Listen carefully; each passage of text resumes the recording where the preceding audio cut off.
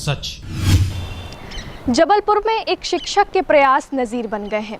धर्मपुरा के इस शिक्षक ने शिक्षा को न केवल स्कूल बल्कि गांव के जन जन तक पहुंचा दिया है। आलम यह है कि बच्चे घूमते फिरते, खेलते कूदते चाहे जब पढ़ाई कर सकते हैं।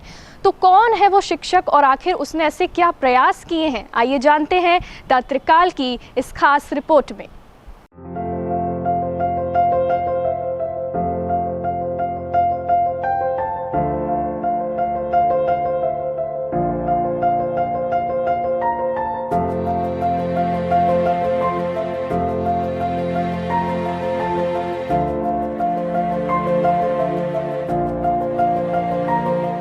हर कठिनाइयों से तुझे आगे बढ़ना है, तू रुक नहीं, अभी तो तुझे और पढ़ना है। जरा बचपन की इस लगन पर गौर कीजिए।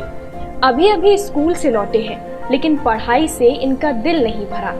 इनका जहां मन होता है वहां पढ़ाई हो जाती है। स्कूल में, घर में, गली में, मोहल्ले में घूमते हुए, खेलते हुए सारा ज्ञान इन्हें गाँव की दीवारों पर मिल जाता है। इन्हें किसी किताब या कॉपी की जरूरत नहीं, दीवारों पर ही सब कुछ मौजूद है। अक्षर ज्ञान, अंक ज्ञान, पहाड़े, मात्राएं, यहाँ दीवारों पर सब कुछ मौजूद है। जबलपुर जिला मुख्यालय से 40 किलोमीटर दूर धर्मपुरा गांव के बच्चों की पढ़ाई का ये रूटीन है।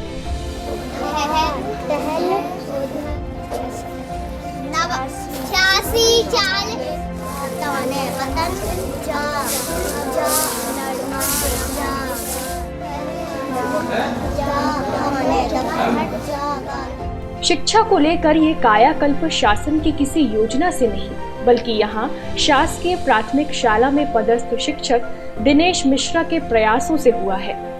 कोरोना काल में बच्चे शिक्षा से वंचित ना हो, तो उन्होंने गांव की दीवारों को ही ज्ञान का आधार बना दिया। उनके इस प्रयास में गांव वालों ने न सिर्फ उनका सहयोग किया, बल्कि वे उनकी खुले दिल से सराहना करते हैं। धर्मपुरा गांव के दीवारें आपने देखी, इसमें न सरकारी योजनाओं का प्रचार है न सियासी दलों का। ये कॉन्सेप्ट लेकर आया यहाँ प्राथमिक स्कूल के शिक्षक दिनेश मिश्रा ने। हम उन्हीं से बात करेंगे। सर, क्या आवश्यकता पड़ गई कि जो पाठ्यक्रम है वो पूरा का पूरा दीवार पे उकेर दिया गया है? सर क्या हुआ, अभी कोरोना काल जब आया तो हमारा विद्यालय कार्यक्रम शासन ने शुरू किया। उस दौरान देखा कि मैंने गांव में जब भ्रमण किया, जानकारी ली, लोगों के पास एंड्रॉयड मोबाइल नहीं थे। रेडियो में कार्यक्रम चला, गांव में रेडियो भी नहीं थे लोगों के पास। ऐसी स्थिति में सबसे पहले तो मैंने रेडियो उपलब्ध कराए और सुबह सुबह जाके स्वयं मोहल्ला क्लास लगाने का प्रयास किया। लेकिन उन मोहल्ला क्लासों में भी देखा कि बच्चे उतने मात्रा में नहीं आ पा रहे थे। हमारे 5 मोहल्ला क्लास चलती थी, वहाँ सारी सुविधाएं उपलब्ध कराई, बच्चों को मास्क बांटे, सारी सुविधाएं उपलब्ध की। लेकिन फिर भी देख रहा था कि और ऐसे कौन से तरीके अपनाए जाएँ कि हमारे बच्चे, मैं मोहल्ला क्लास में जब तक तब तक तो पढ़ेंगे वो, उसके बाद वो पढ़ाई से वंचित हो जाएंगे, फिर नहीं पढ़ेंगे वो। तब उस दौरान जो दिमाग में बात आई थी, मैंने अपने बीआरसी महोदय सुशील श्रीवास्तव जी से चर्चा की, जन शिक्षक महोदय से चर्चा की थी।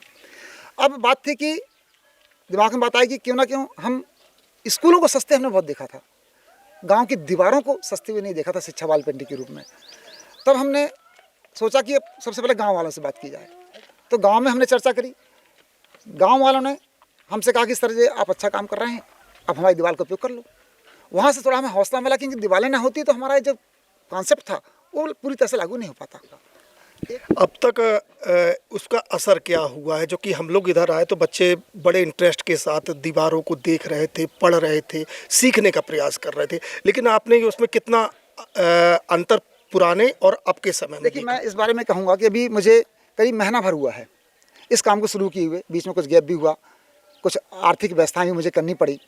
तो अब इस काम की शुरुआत हुई है। अब मैं देख रहा हूँ कि मेरे गांव के बच्चे जब स्कूल से लौटते हैं तो उन दीवारों के बीच रुकते हैं, कुछ पढ़ते हैं, जो इससे वो शिक्षा से, स्कूल से आने के बाद भी शिक्षा से जुड़े रहते हैं। जो मुझे फ़ायदा मिल रहा है। कहीं पढ़ा लिखा हुआ है तो 2 से लेकर 20 तक का पढ़ा पढ़ते हैं, कहीं आ की मात्रा वाले शब्द लिखे हुए हैं तो राम नाम श्याम वो पढ़ते हैं वो, कहीं उनको छुट्टी की मात्रा के शब्द लिखे हुए हैं, कहीं उनको फलों के नाम लिखे हुए हैं, कहीं सब्जियों के नाम लिखे हुए हैं। तो ये सब पढ़ते हैं वो, तो निश्चित रूप से शिक्षा से दूर नहीं रह पाएंगे। और इसका दूसरा फायदा जो हमारी केंद्र सरकार द्वारा प्रौढ़ शिक्षा कार्यक्रम चालू किया गया है, मैं तो कहता हूँ उसके लिए भी एक मील का पत्थर साबित होगा।